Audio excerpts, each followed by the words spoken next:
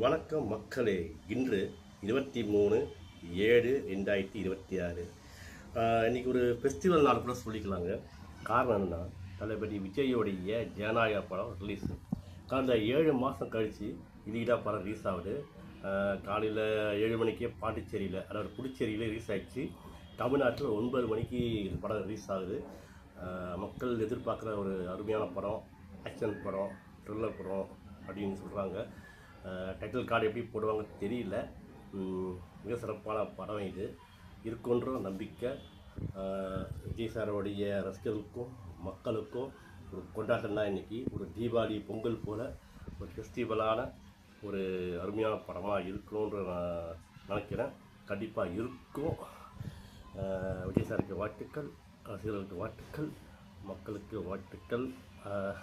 நானும் படம் பார்க்க போகிறேன். ரொம்ப தேங்க்ஸ். தேங்க்யூ.